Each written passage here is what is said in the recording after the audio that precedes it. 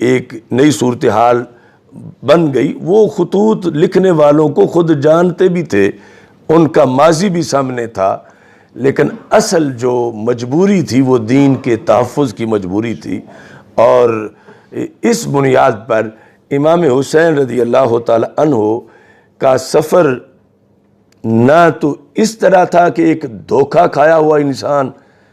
اس طرح گھیر گھار کے اسے لایا گیا ہے اور اس کا اپنا کوئی ویژن ہی نہیں ہے،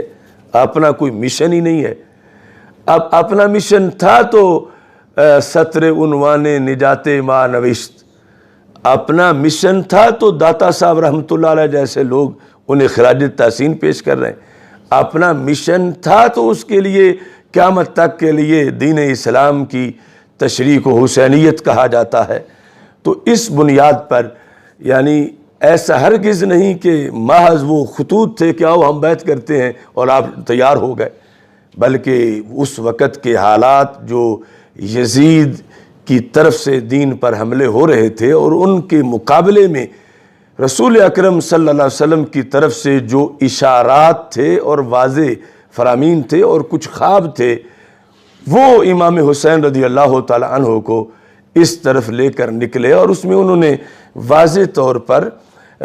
پوری تشریح کی اور بیان کیا۔ مثال کے طور پر الکامل کے اندر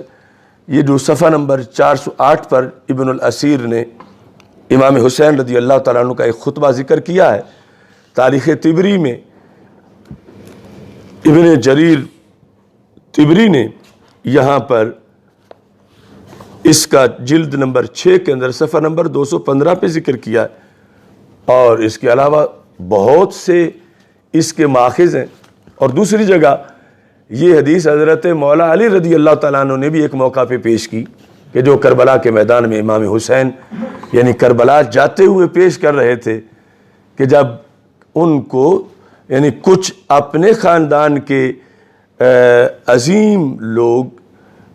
سمجھانے کی کوشش کر رہے تھے یا ان کا نقطہ نظر معلوم کرنے کے لیے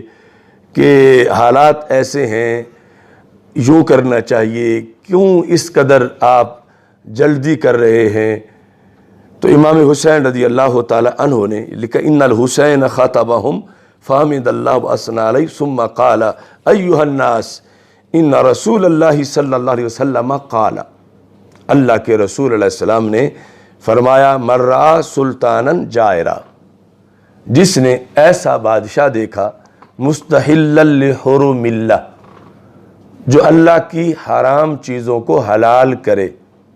ناقصا لعہد اللہ، اللہ کے عہد کو توڑے، مخالفا لسنت رسول اللہ صلی اللہ علیہ وسلم، اللہ کے رسول علیہ السلام کی سنت کی مخالفت کرے، یعمل فی عباد اللہ بالاثم والعدوان، اللہ کے بندوں میں گناہ اور دین سے بغاوت کا دھندا کرے۔ یہ اب تک شرط ہے، مرہ جس نے دیکھا ایسے بادشاہ کو، تو پھر ابھی شرط کے اوپر ہی یہ بات آگے مزید چل رہی، آگے جزا آئے گی۔ تو پھر کیا ہوا؟ فلم یغیر ما علیہ بفعل ولا قول، اس بندے نے پھر اس بادشاہ کا رستہ نہ روکا اپنے فعل اور اپنے قول سے، اپنے فعل اور اپنے قول سے جس نے رستہ نہ روکا، یعنی اس بادشاہ کو لم یغیر، یہ تبدیلی ہے، فلم یغیر ما علیہ، کہ اس کی جو روش ہے اس بادشاہ کی، اس کو بدلنے کے لیے جس بندے نے آواز بلند نہ کی، قول اور فعل کے ساتھ کردار ادا نہ کیا، تو کیا ہوگا؟ کان حقا علی اللہ، یہ ہے آگے اس کا حکم، اللہ پر حق ہے، یعنی اللہ کے ذمہ کرم پہ ہے۔ ویسے تو اللہ تعالیٰ پر کوئی چیز واجب نہیں ہوتی، تو کان حقا علی اللہ، اللہ پر ہے کیا؟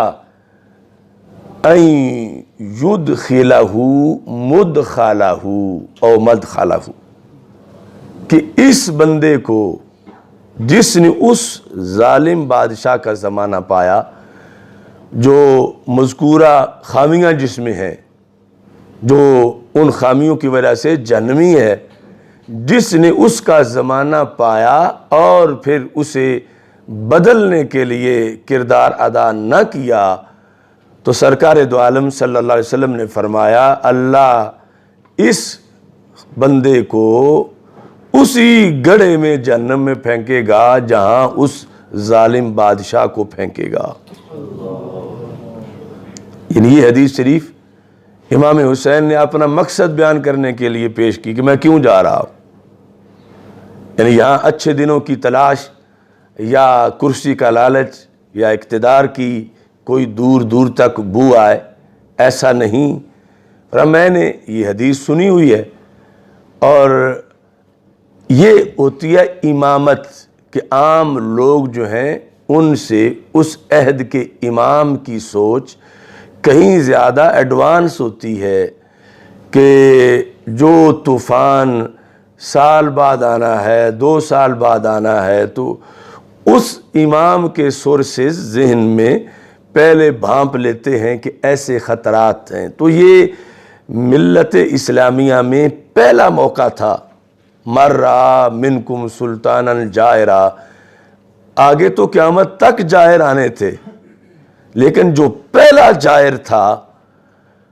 اس کا ادراک سب سے پہلے امام حسین رضی اللہ تعالیٰ عنہ نے کیا۔ اور یہ ہے امامت کہ آپ نے حدیث کا حوالہ دیا کہ حدیث یہ کہتی ہے، اور پھر حالات کا جائزہ لے کر انالیسس سے آپ نے واضح بتایا کہ جس جائر کا تذکرہ ہمارے آقا علیہ السلام نے کیا ان میں سے پہلا تو یہ آ گیا ہے، اور ہم وہ ہیں جنہوں نے ایسے بادشاہ کا زمانہ دیکھ لیا ہے۔ اب اگر ہم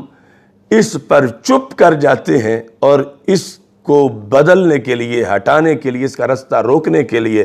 ہم کردار ادا نہیں کرتے، تو یہ ہماری عاقبت کا مسئلہ ہے، ہماری آخرت کا مسئلہ ہے۔ کہ سرکار فرما گئے ہیں کہ اللہ جو اس کے حامی بنیں گے اس بادشاہ کے، یعنی اس درجے کی حمایت بھی کہ اس کے خلاف نہ اٹھیں،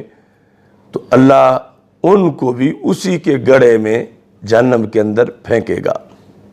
یہ وجہ ہے کہ میں کربلا کی طرف نکلا ہوں۔ حالات کیا ہیں؟ فرماتے ہیں امام حسین رضی اللہ تعالی عنہ، الا،